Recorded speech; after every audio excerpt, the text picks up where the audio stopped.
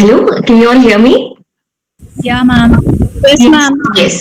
So, hi all. I hope you would have enjoyed yesterday's session. We Yeah, can go ma'am. ahead with day two of the conference. Ma'am. The first session would be special guest lecture that would be delivered by Dr. Yogesh Kalkonde on the topic the state of healthcare in rural India during COVID-19 problems and policies.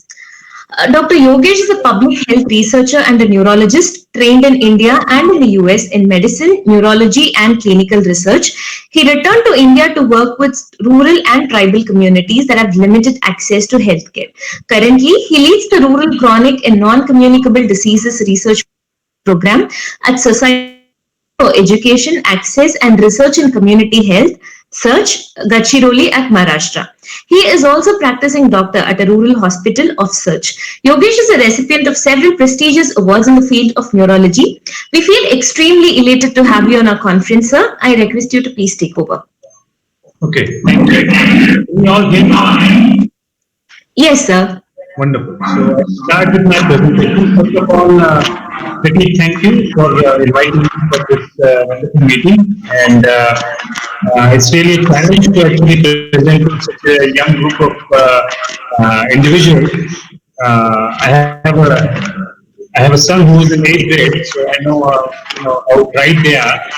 And so what I'm going to do is I'm going to treat you as bright adults, right? So and I'm going to show you some numbers. I hope you guys are familiar with numbers. If not, then you will get to learn. So we will try and understand this challenge of COVID in rural India using some numbers. All right. So we'll start now. So let me see if I can get my presentation up.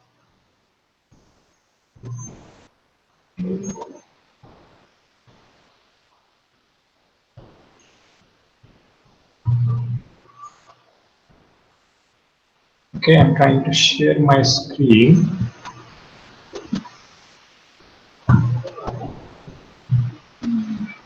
Can you see the screen? Yes, sir. Yes, sir. Okay, wonderful. Yes, sir. Yes. Yes, sir. Okay, wonderful. And feel free to interrupt, and if you have questions, please ask questions. So we are going to talk about state of healthcare in rural India during COVID-19, problems and policies. That's the topic that was given to me. And in order to understand what is happening in rural India during COVID, we need to understand what happened before COVID, right? So once we understand what was happening before COVID, then we will be able to understand better what is happening right now. So I will start with a story, and it is my own story how I understood rural India. So in 2011, I moved from a place called Houston in the United States to work in Gadchiroli, where I work now, which is in central India. So I used to work here. This is called Texas Medical Center. It is one of the largest medical centers in the world. And from there, I moved to this rural area, which is full of forests and farms and hamlets. So, a little bit about Gadchiroli. So, Gadchiroli is one of the most underdeveloped districts of India. The entire district has a population of 10 lakh.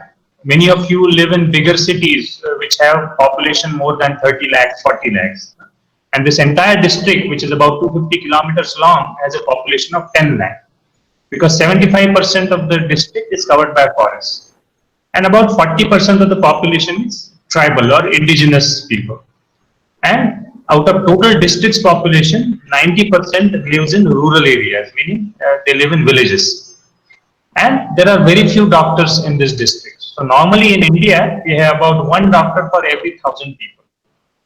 While in Gadchiroli, we have one doctor for about 5,000 people. So 5 times less number of doctors. And many of you live in metro cities where you are going to have many more doctors than this.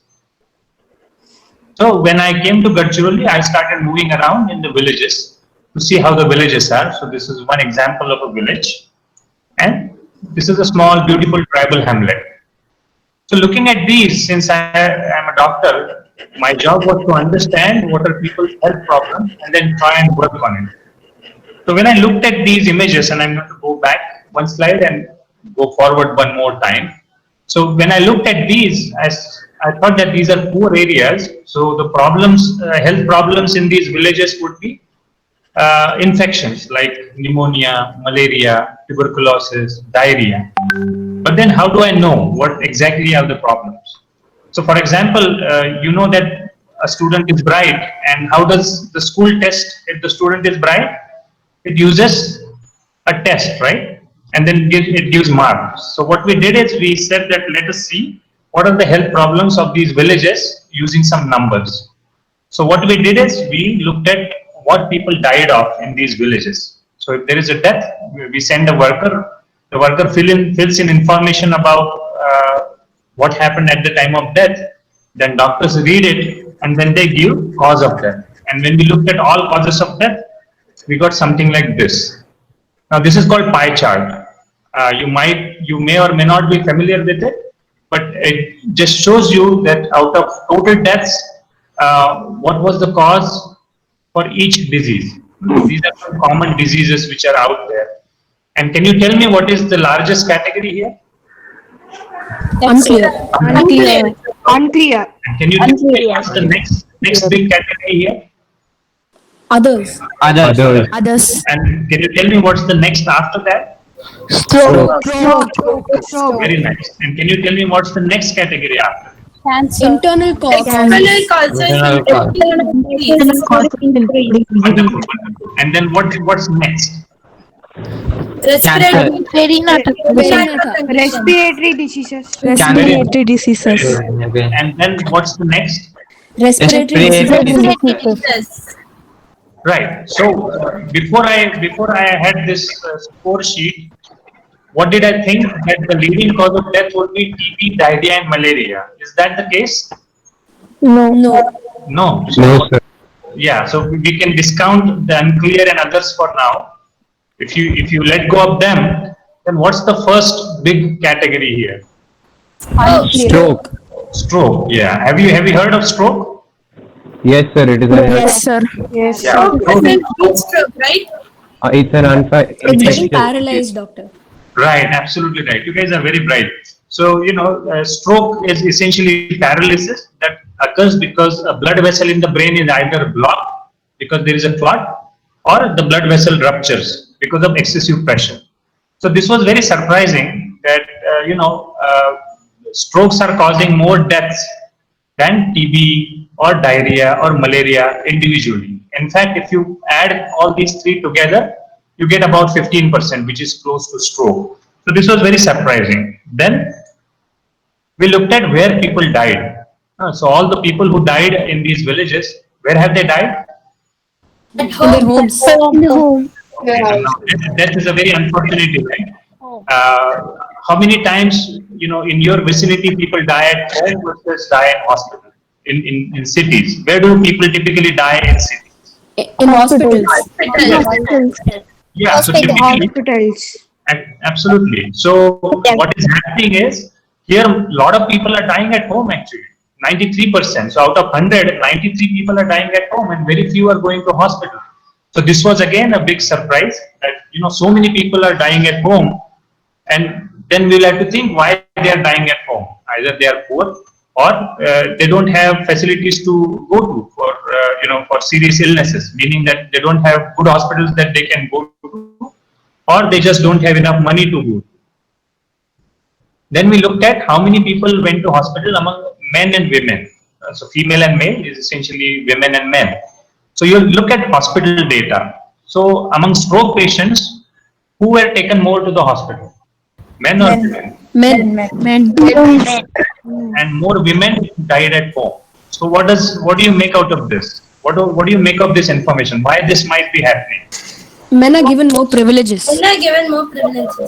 Yeah, so one thing one could say obviously that men are given more privileges. They are considered more important because rural societies are traditional societies.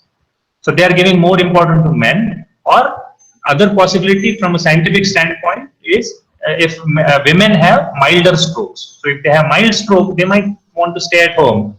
And if men had severe strokes, they might want to go to hospital. So what I showed is, three different pieces of data to you, and you all very nicely understood what those data meant. So first thing we saw that what did the pie chart showed what? Different types of Diseases they were Right. diseases in type Right. of the diet. And what was the surprising finding? That all the diseases Stroke. are non-infectious. Stroke. Exactly, stroke. Stroke typically happens because of high blood pressure. Then the second, what we saw that where did people die? Home, in the home. Home. Homes. Third, we saw what did we see third? That men were taken to hospitals more than women. Men were given more Men have less importance. power as compared to the men. And then so there are now I can hear that there are girls and boys. So would the girls like them to be treated this way? No, That if- no doctor, we would like to be treated taken equally. to hospital. And if your brother is ill, he will be taken to hospital. Or for boys, if you will be taken to hospital, but your sister will not be taken to hospital. Is this acceptable to younger generation? No, it's not acceptable. No, it's It will not be fair. Absolutely. And we also want this to happen in rural areas soon, right? So this is what we learned. So, but what this tells you that a lot of my friends tell me that, they were very surprised that how come stroke is the leading cause of death? Because they think that infection and child deaths are the main problems in rural areas. And they could not accept that, stroke is the leading cause of death. And a lot of people in urban area think that a lot of people in rural areas exercise. So they should not have stress, they should not have heart attacks, and they should not have strokes.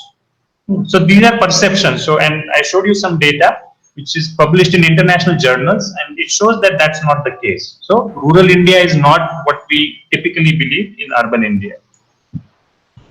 So, but one starts wondering: Are you surprised that why stroke is the leading cause of death in rural underdeveloped area, which is very poor as Gadchiroli? Sure. Yeah. So I was also surprised. Do you have any idea why this might be happening? Due to the stress due to poverty. Jobless. They may be under stress due to poverty and unemployment. Yeah. When they have- Financial matters. Body matters, the infections, child They will death. not they get have- proper income, so they could. Right. So a lot of When you they are have- saying, very nice. So a lot of you are saying that the poverty might be putting them under stress and things might be happening. But in technical terms, it is called as epidemiological transition. We will know epidemiology is a science that deals with group of people, and transition means shifting. Right. So I'll tell you what this epidemiological transition is. So this is another graph. As I earlier warned you that I'll be showing you a lot of numbers. Right. So what you see on the y-axis of this graph is percentage of all deaths, and on the x-axis is life expectancy, meaning how many years people are surviving in a community. And so what happens is you look at infections. So as you go from 40 to 72, what happens to infections? Do they increase or decrease? Decrease. Very nice. They decrease. Very nice. And what happens to cancers? They It increase. increases. They level out. They first Increases and decreases, decreases and afterwards decrease. I mean, At the age of Very 70, they again start increasing, 72 or 70. Very nice. Very nice. You guys are experts. So, and then what happens to circulatory diseases? Circulatory diseases are heart attacks and strokes. They slowly decrease and they increase. And they increase within They slowly 64. increase. Yeah. So that's very good. So you guys got the message, right? So if, for example, in rural areas, if people are living longer, would they have more infectious diseases or would they have more circulatory diseases and cancers? More circulatory diseases and cancer. Circulatory diseases. Right. Very nice. So what has happened in India is, do you know there's something called a life expectancy, meaning that once you are born, how many years you are likely to live. So when India got independence in 1947, the average life expectancy at birth was 42 years, meaning a person average person was supposed to live for 42 years and then die. So 50% of people on an average would probably die by 42 years of age. Is that the case now? no. Now They live the longer. Now the current expectancy is 79 years. 79 years. Exactly. Very nice. So this is just an example of rural Maharashtra. So rural Maharashtra, men live 69 years on an average and women live 71 years on average, right? Do you know world over who lives longer, women or men? Women. Women. Women. Very nice. You guys are very good. So women live about 2 to 5 years longer than men. So you can see that in rural Maharashtra, people are living quite longer. So when they start living longer, they start having chronic diseases like high blood pressure, diabetes, stroke, and heart attacks. So coming to rural India. So this was our trailer.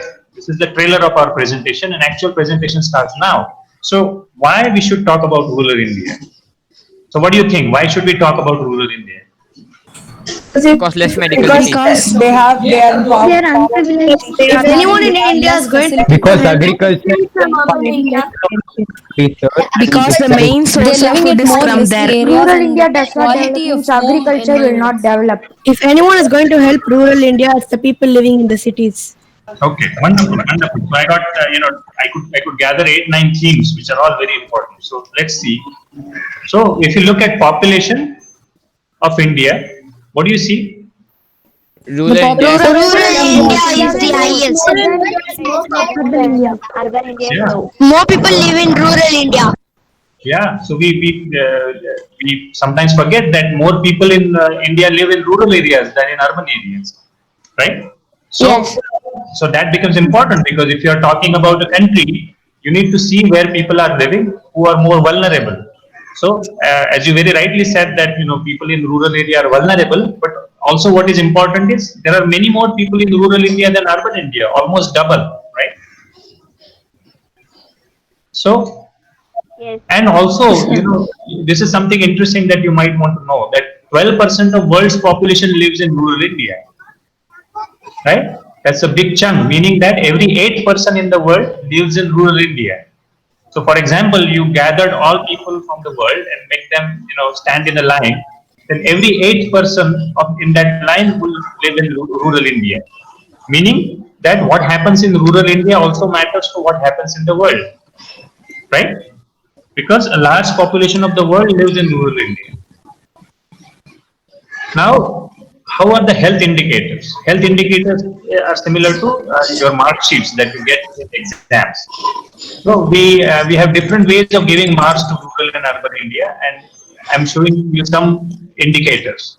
So we look at deaths. How many deaths are occurring per 1,000 people? So what do you see? 0.8. Rural India has more deaths and urban is less in deaths. More death. Okay, so can you tell me by what percentage the deaths are more in rural India compared to urban India?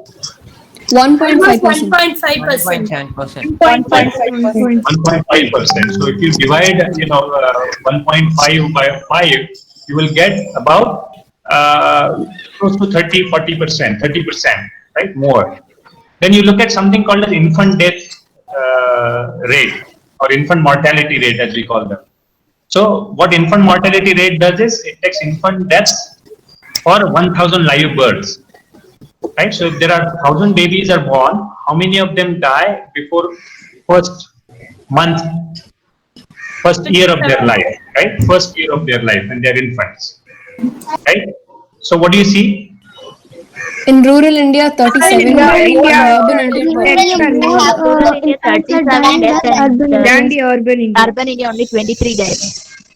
Right, right. So both these rates are high. So if you look at what happens in countries like United States and United Kingdom, there are about 6 to 7 babies who die out of 1,000 births. Right. So compared to that, urban India has many more, and rural India has even more deaths. And we would all like to reduce these deaths. So this is just a scorecard. It just shows how poorly rural India was doing compared to urban India. And do you hear a lot of news about rural health problems? Yeah. No, sir. Yes, sir. Yeah, usually now I don't know if you listen to TV or if you read newspapers. So what are you reading in newspapers now? As there is no hospital facilities in rural areas, many death rates and infections are there. Okay, but how many times? Every day people are dying. Yeah, but do you see a lot of news in from rural India, or you see less news No. from rural India? Less news about rural rural India. Less news. Pay a lot of attention to rural India. Yeah, so usually we don't talk about rural health much unless there is some disaster. Like, for example, you might have heard of a lot of young children dying because of a disease called encephalitis in a place called Gorakhpur in Uttar Pradesh. But something interesting is happening because of COVID-19. We all know that COVID-19 is a serious disease. But because of COVID-19, a lot of us are talking about health issues. Normally, do we talk a lot about health issues? No. We only talk about health issues when Yeah. we get sick. In general, we talk rarely about health issues because most of the time we are healthy. Unless you go to an age where you start getting ill frequently, we don't talk about health issues. But because of COVID-19, everyone is now talking about health issues. And probably this is first time in human history that so many people are talking at one time about health issues. And that too for an extended period of time, right? So let's see what might be happening with COVID-19 in rural India. So in order to understand if COVID-19 and its risk factors in rural India, let's understand what are the risk factors for COVID-19. So first thing that we understand is environmental risk factors like travel and mobility. Those people who travel more are likely to have or spread more COVID. And if you are likely to be living in high density populations such as urban slums, you are going to get more infection. And then there is risk of dying because of COVID, and it is more if you are having population with a lot of people who are above the age of 60, or risk of death is more if the individuals who get COVID have high blood pressure, diabetes, heart disease, stroke, or chronic lung diseases, right? So these are some of the risk factors for either getting the infection or having death because of COVID-19. So let's see how on these parameters rural and urban India are different. So let's go back to another scorecard. So let's see population density every square kilometer, meaning how many people live in each square kilometer, right? So on an average in rural India, about 300, and I'm upwardly rounding it. So I'm converting 286 into 300, and let's upwardly round urban population to 1800. So you have in rural area about 300 people live per square kilometer. In urban India, 1800 people live per square kilometer. And if you are living in metros, this number of 1714 would be much higher. As you can see in Northeast Delhi, there are 36,000 people who live in every square kilometer, and in Mumbai, about 20,000 people live in each square kilometer. So the risk of COVID spreading in rural India could be less theoretically. Then let's see where people are moving more. Do people move more in urban areas or rural areas? Urban areas. Urban areas. Urban areas. As there is more facilities. Rural. Exactly. More facilities are available for travel. And this is one indicator that how many... Urban areas. Right. So how many people have two-wheelers? So this is an old study, but we know that about in 2011, only 15% had two-wheelers in rural India, and urban India about 35% had some two-wheeler. So we can say that from this that about that urban people move almost twice as much as rural people. So they are at higher risk of having COVID-19. But then rural India also have some vulnerabilities, meaning they are also at increased risk because of certain things. So elderly population is at increased risk of death because of COVID. Nomadic And people. actually the percentage of elderly people above the age of 60 is not very different in rural and urban area, right? You can see that 8.3% of the entire population is above the age of 60 in rural India, while 8.4% in urban area is above the age of 60. So there is not much of a difference in rural area compared to urban area.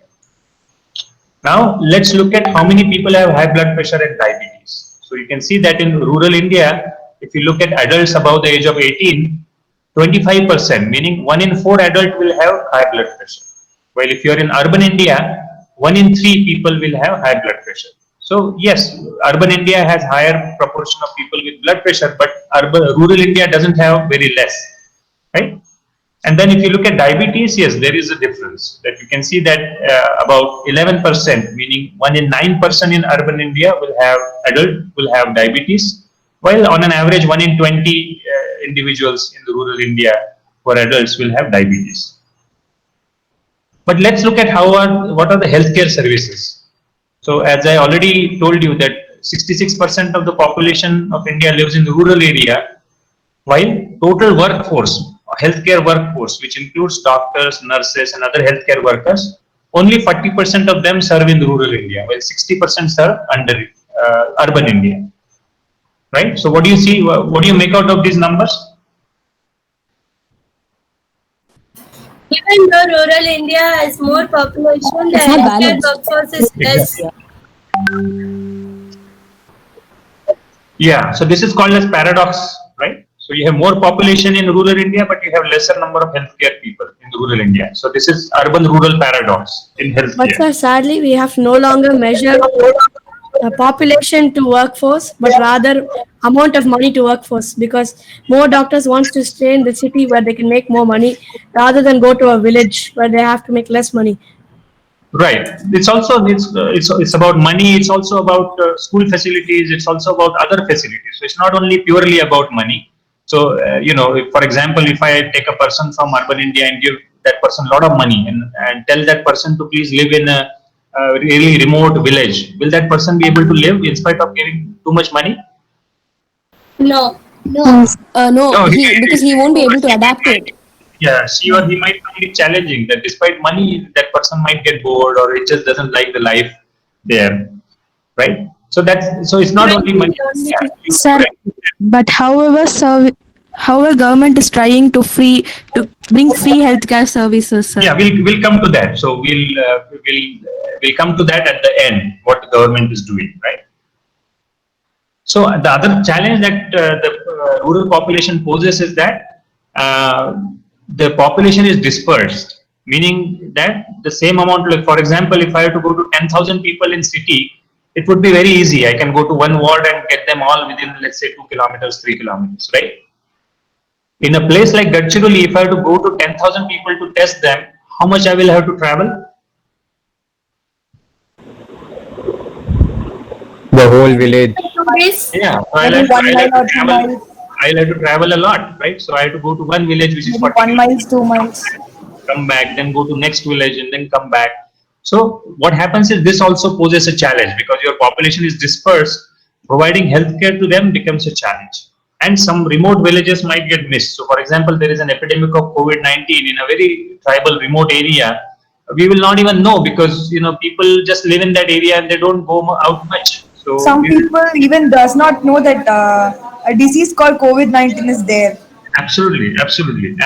So, that might just happen. They might just pass this on as a regular disease. I mean, in Gadchiroli, we have a lot of malaria. So if someone gets fever, they are going to think that this is malaria. Then what is also important is awareness of people. And, you already mentioned this right in the slide before this slide. So we head into this. So awareness and preventive actions. So the way, there is difference between how rural people learn, especially rural elderly learn versus urban people learn. So, rural people don't get access to too many books, right? Yes, sir. Yes, Yeah. sir. So the way they learn is something called as lived experience, right? Yes, sir. Yeah. Yes, sir. This is a way of learning. Do you learn by lived experience? Sometimes, sir. Example? Yeah, sir. Sometimes by moving out, sir. But mostly we learn Exploring. about stages. By exploiting. Exploring. Can you tell me one example how you learn by lived experience? Zoo. So, for example, let me give you an example. So, if I tell my son that don't touch the hot pan, it will hurt. So, in theory, he understands, but unless he touches that hot pan, how would he know that how hot that pan was, right? Yes, sir. So, there is difference between theory and there is difference between lived experience. So, in rural area, people usually learn by lived experience. So, when this epidemic began, we went to villages and we told them that there is this new disease called COVID-19 that is coming in and it might, kill people. So, they were very scared earlier on because there was a lot of media messages and there was a lot of fear. But this was in, around May. And May and June and July, there were no cases in Gadchiroli of COVID. What would people start thinking? They will think it is not that much dangerous. Yeah. Not very effective. Exactly. And we also see this in urban area. We know that, motor vehicle accidents kill, and it is important to wear helmets. And then in many cities, do you see a lot of people wearing helmets? No, sir. No, because No, they sir. say, I never had an accident, so why should I wear helmet? Right? So that is lived experience. And in rural areas, people go by lived experience. So and we talked to a lot of people, and some of them said that I will not get COVID-19 as I do physical activity in the farms. He said, I'm a tough guy. I've been working in the farm for many, many years, and I will not get it. And this creates problems because when the epidemic really strikes in, then people might not be ready for it. And then Most of the people are optimistic.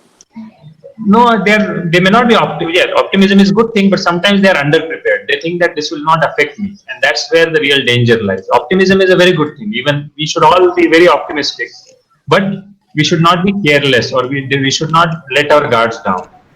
So, what was the impact on rural India? So, what was the impact on the rural India? So, impact of rural India first occurred during lockdown. So what happened is during lockdown, there was restriction on movements. People could not go and see their doctors because there were no, buses were not flying. Then there was movement of migrants from urban to rural areas. So that in lot of rural areas, the initial wave of infection came through these migrants. Somebody died also because of that long distances traveling. Yes. So the urban people moved to the rural community to protect themselves, though it affected the urban people. Yes, rural people you mean. So that's very true that both of the things happened, and we'll come to that. You guys are very bright. You already know what my slides are. So there was this movement, and then now we are in a phase of spread of infection in rural community, right? So what was the impact on lockdown? So there were people who were trapped in urban areas. They had issues of food security. Meaning, first thing is we all want to eat enough so that we survive well. And in urban areas, there were elderly people who had nobody to take care of them, and they could not go out. They could not work in the farm or field. So they were affected. They had issues of food security, meaning not getting adequate food. And there was a huge migration of people, and it is said that close to 40 million, meaning 4 crore people were migrating at that time, and they were stuck. And you all saw these images. This is first images, those of migrant workers gathered in Mumbai. Then they had to live in quarantine camps. Sometimes they didn't immediately have access to food, so they have to sort of scavenge on the food dumps. And so overall, this whole experience for them was dehumanizing. Meaning, you're not, you don't get treated as a human or with some dignity. So this was a very sad and painful event that happened. And then as you rightly said, a lot of people had to walk. And I have seen people walking 300 kilometers. In Gadchiroli, we have people who walk from Hyderabad. They wanted to go to Chhattisgarh, which was another 300 kilometers from here.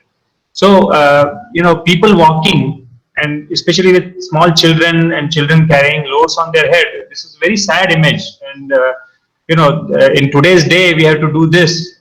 It's a really unfortunate thing, because this is how people traveled 200 years ago, 300 years ago. But today, if someone is traveling like this, it's really sad, because a lot of times they had to travel without enough food or water. And a lot of the children got sick, and some of them died. So it was a very sad event. And what happened when there was lockdown is, people could not come to hospitals. So our hospital consultations were reduced 5-fold. It was challenging for patients to travel and seek care. There was disruption of healthcare seeking, as well as there was disruption of healthcare delivery, meaning a lot of clinics were closed. Now the question is, can rural communities face this challenge? No, rural people are quite resilient. They have to live with challenge every day, much more than urban people. So there are a lot of challenges to prevention. So key thing is, we all learn that social distancing is important.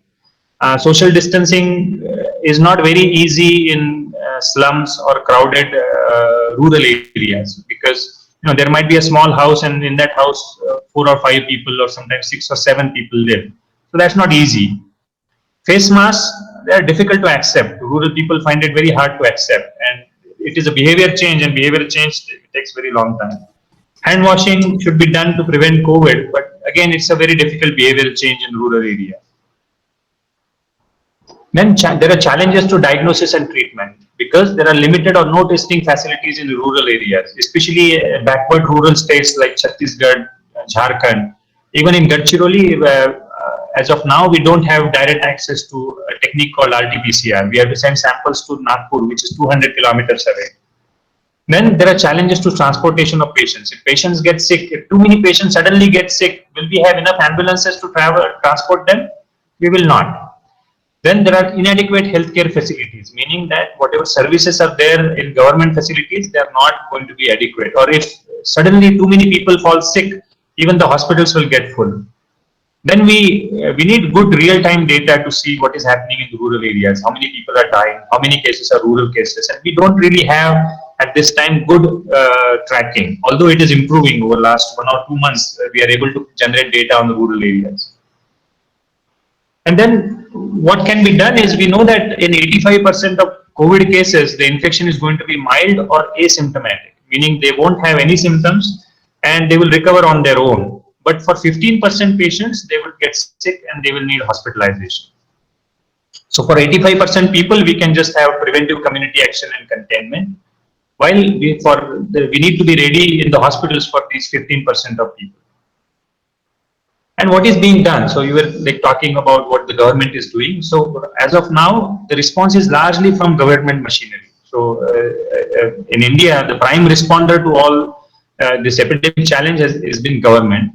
So government has set up quarantine and isolation facilities at taluka level, at district level. But there are a lot of challenges. So for example, COVID patients who are going to get sick, get suddenly sick and their oxygen levels fall. And so there is a small machine called pulse oximeter. Some of you might have this already at your home, but these pulse oximeters are not easily available in rural areas. And if a lot of people start needing oxygen, then we don't have enough oxygen cylinders for use even in urban areas. So this is going to be a challenge in the rural areas, because if it is already difficult to get in urban areas, it is going to be much tougher to get in rural areas. But there are also some positive things that technology is helping. Imagine that we would not have newspapers or WhatsApp or TV, and if the epidemic would have stuck, like the last big pandemic of Spanish flu that stuck in 1918, at that time we only had newspapers, so news would not spread. So even in the remote tribal areas, people had some access to telephone, the mobile phones, and so they got messages. So the awareness spread much faster. And then testing is a challenge, because RT-PCR is a sophisticated technique, but efforts are being made to develop faster and portable diagnostic tests in short span of time. And some of you might have heard that Tata Trust is rolling a test called Feluda, which again will shorten the diagnosis time. There is a technique, quick technique for RT-PCR developed by a company that is being rolled out. And then gradually pulse oximeters are becoming available, and this technology is gradually moving to rural areas. So those are some of the pluses of the technology. We are also getting real-time data now in a much better way than we were getting earlier. But while we all are fixated on COVID, there is other thing that is getting significantly affected, and that is immunization. So children in rural area need to be immunized, but that is not happening because the immunization is done by nurses, and people are scared of nurses. They think that these nurses could be spreading infection from one village to another. Then immunization is done in camps, and because of COVID, these camps cannot be held. You don't want too many people coming together at one time. Care for pregnant women is affected. Nutrition of children through something called as Anganwadis, that got affected. Programs for TB and malaria is affected because now the government machinery for TB screening and treatment is now moved and used for COVID-19 response. And then there is also challenge to managing chronic diseases like high blood pressure, diabetes, and cancers. If a person has cancer and then he has to go, and if the hospitals are closed, then he is stuck. There is some numbers that are coming out. During lockdown, 42% of the pregnant women in rural India did not undergo pregnancy, the routine prenatal checkups or vaccination during lockdown. So that's a huge number. So close to 50% of women did not get this care. And then the COVID-19 is now raging in rural areas. It had its peak in urban areas in May, June, July, and August, and now it has moved to rural areas. So for next 3, 4, 5 months, it is going to play out in rural areas, and it is going to have short and long-term impact in rural population. So the big impact is going to be socio-economic. It might affect farming because soon we are going to have harvesting season, and where people come together, and it might if there is too much COVID, then that harvesting might be affected. Then there are people going to forest to collect forest produce, that could be affected. Poultry could be affected. Small businesses in villages could be affected. And there is going to be effect on health and deaths. And this we need to really understand. And as the time unfolds, we will know more and more about it. And so coming to my last slides, what can be done in the long run?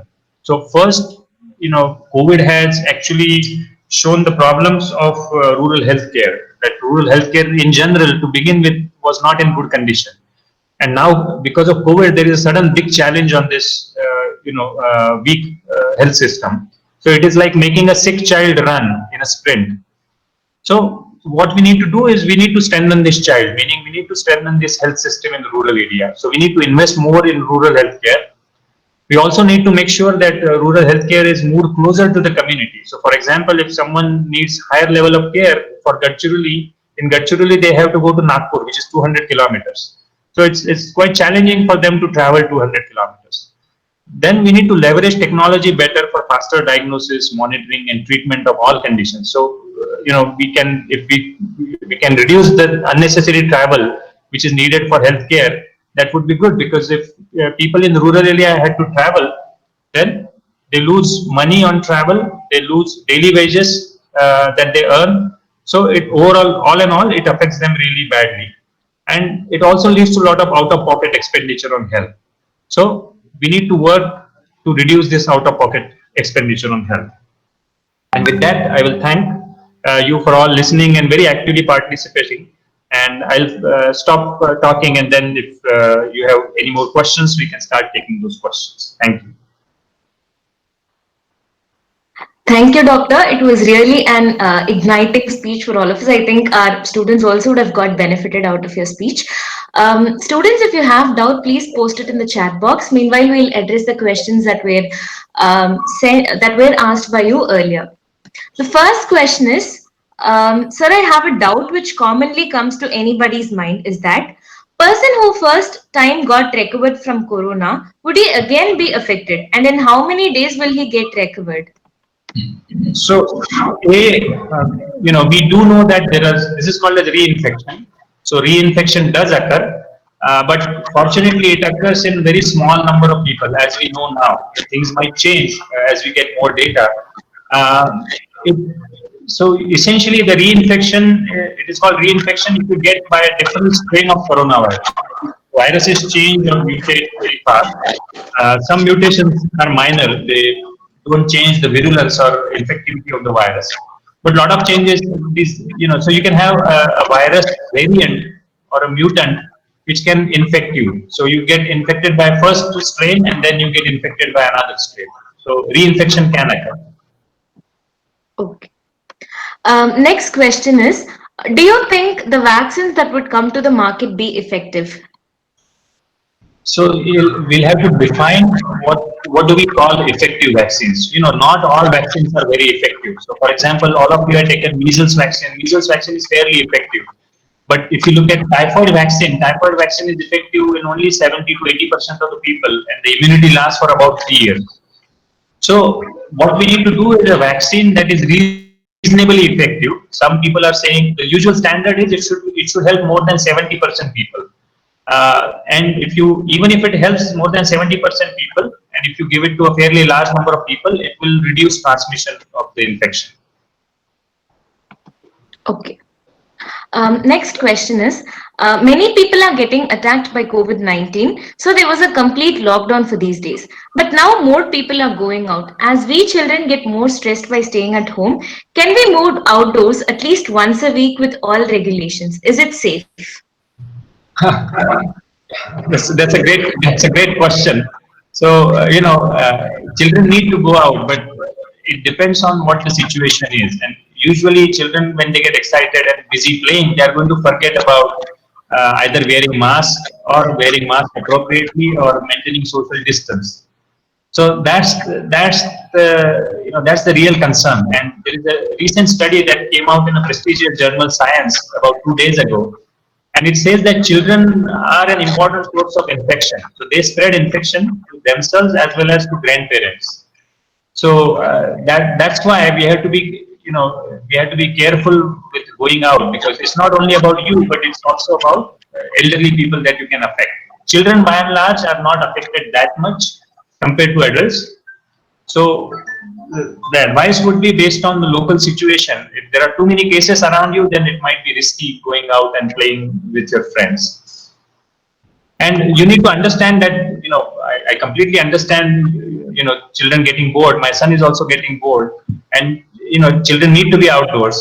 But we need to understand that this situation, like Corona, comes one in 100 years. So the last big pandemic that we had was in 1918, about 100 years ago.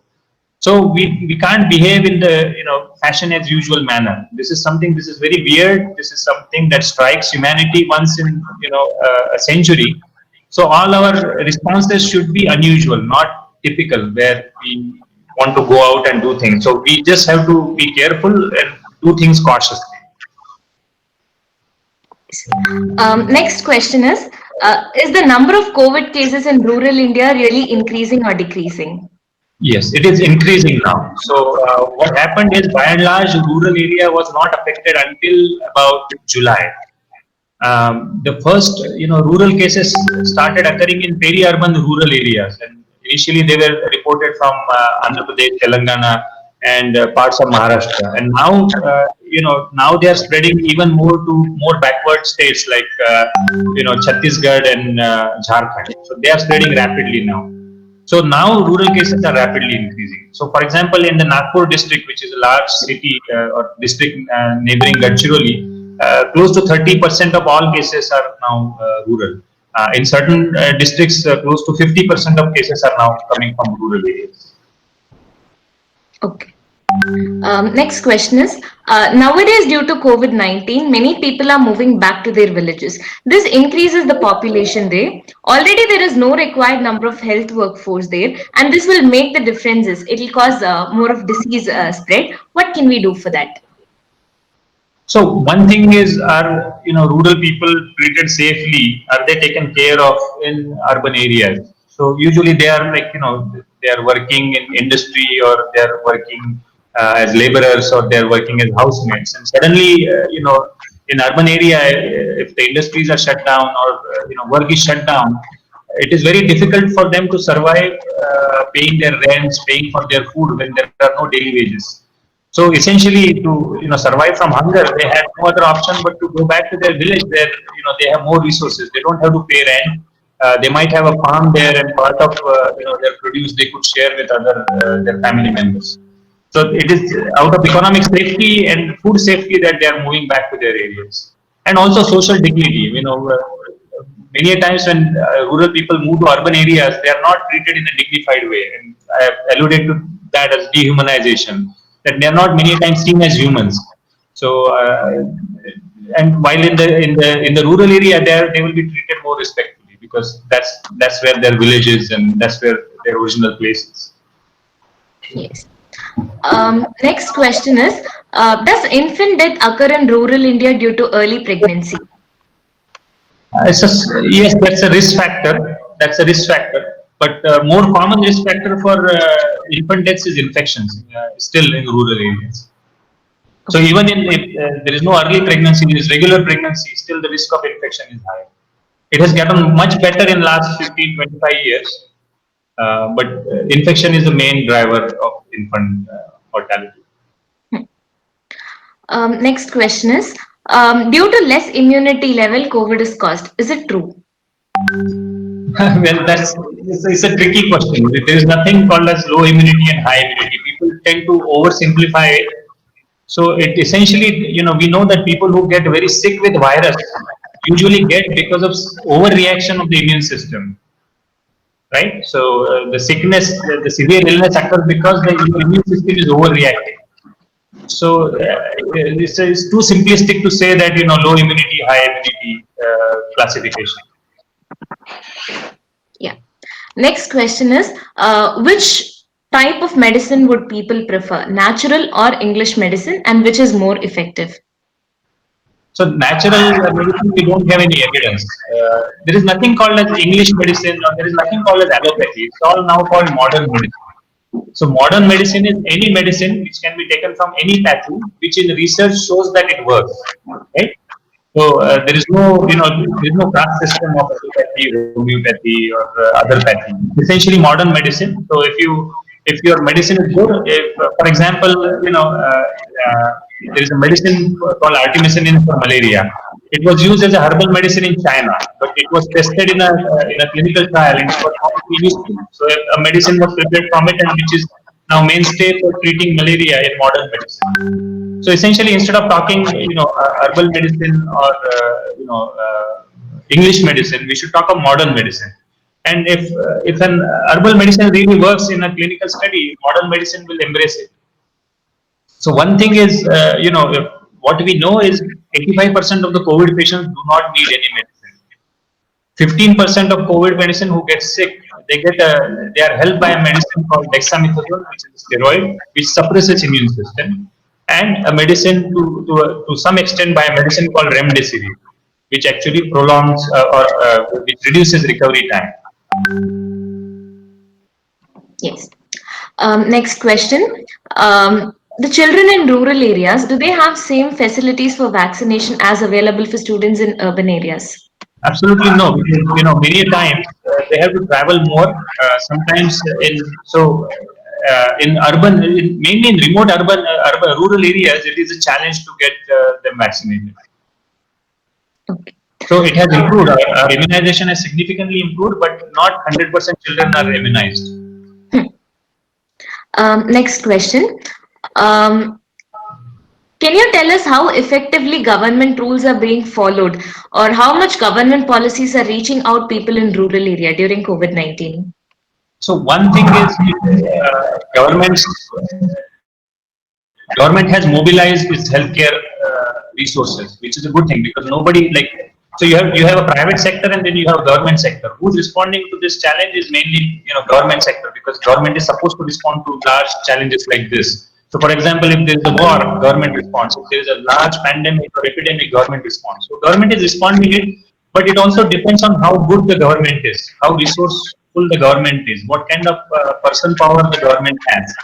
So government system in Tamil Nadu may not be same as government system in Chhattisgarh or Telangana or Andhra Pradesh. So there are some government systems which work much better than other government systems.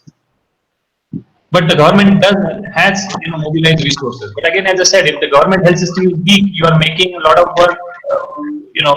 You are making a weak system work a lot. So it will be effective to the extent it can. Next question. If it is not advisable for children to go out, then why is government keen on opening schools? Yeah, that's a matter of debate. That's a good question. That's a matter of debate, and some of you might be happy staying at home, and some of you might be missing schools. So it's a matter of debate when this needs to be opened. Earlier it was thought that let's open schools, and because children are at lower risk, and they tried to do that in Israel and South Korea, and they saw that suddenly the infection started peaking up. So after opening, they actually stopped schools. And there was this research that I was talking about that came out two days ago, which shows that actually children are important carriers of infection.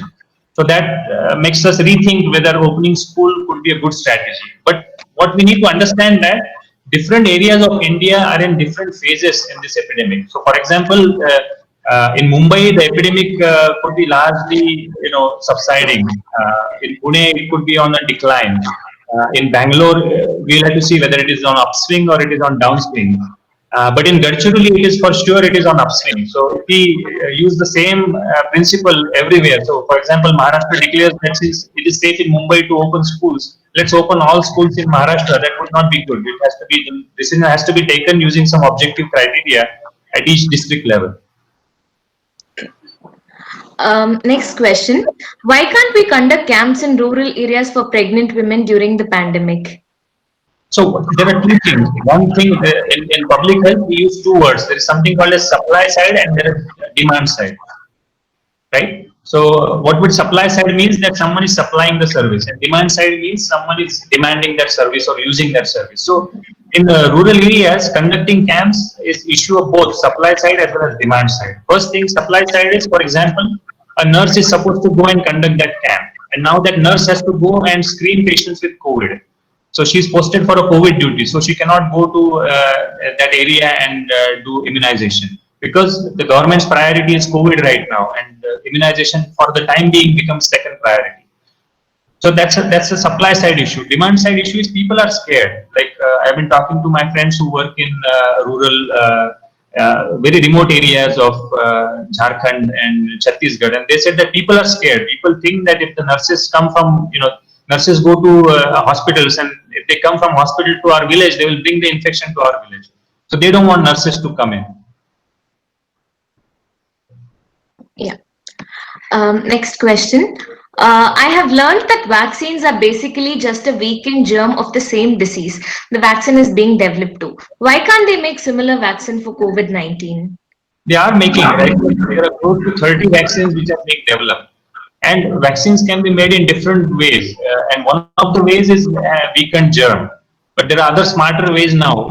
Weakened germ were an old style of making vaccines. There are much smarter ways now, and they're all being tested. And some of the vaccines are in advanced phase of testing. You have to really test them well, because there could be safety concerns, because you will be giving vaccines to millions of people, and sometimes vaccines do cause reactions. So if the vaccine is causing serious reaction and it is not helping much. So the other challenge is sometimes vaccine doesn't work well as it is supposed to do.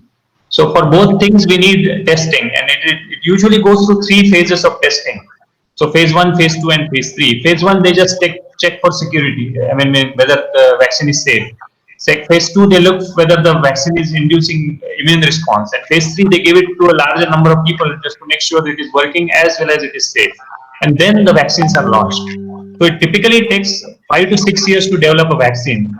In the human history, for the first time, we might be developing a vaccine in 1 year. Okay. Last question, doctor. If vaccine comes to the market, how should we prioritize the beneficiaries? So that's a big global debate, that where should the vaccines go. Typically, it is prioritized to healthcare workers are given it first. Then the government could decide to give it to military. Again, something that is considered important by nations. That manpower or person power is given vaccines first. Then it should reach the most vulnerable people who don't have easy access to treatment facilities. Okay. Yeah. The issue of equity in vaccine distribution. There is a lot of debate that is going on about equitable distribution of vaccines. Otherwise, there is a risk that all the vaccines that are produced will be taken up by developed countries. Sir, I would like to ask a question, sir. As you already mentioned that mostly these pandemics occurs once in a century. So why is this happening? Is it taking time for the virus to modify? And can we expect a pandemic in 2021 also? So now there is, what has happened over time is human interaction with the forest has increased, and there is danger that a lot of diseases that were restricted to forests or animals are now coming to infect humans. And last 10, 20 years, there have been signs of small outbreaks. Like we might have heard of something called as MERS, we might have heard of something called as Ebola. Fortunately, we were able to contain those newer emerging viruses. Even about 40 years ago, HIV/AIDS was a new vaccine, a new virus that came in.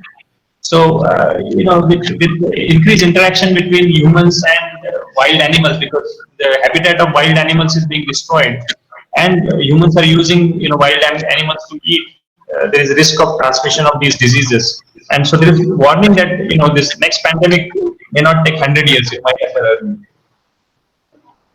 Okay. Thank you for patiently responding to all our queries, doctor. Thank you for joining us.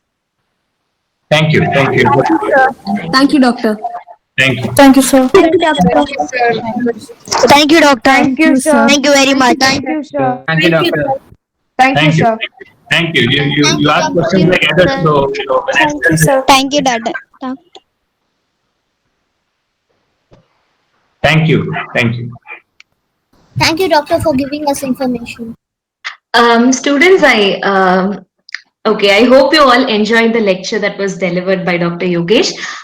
We'll have the second session, that is the stakeholders debate. We'll start it at 6:15. Your team leads would be giving you instructions. That is, they'll be giving you the group link in your WhatsApp groups. You are supposed to get, you will be accessing to that, you'll go, get into that link, and then we can start our stakeholders debate. I guess you all are prepared and you're super excited for the next session. So we'll start it sharp at 6:15.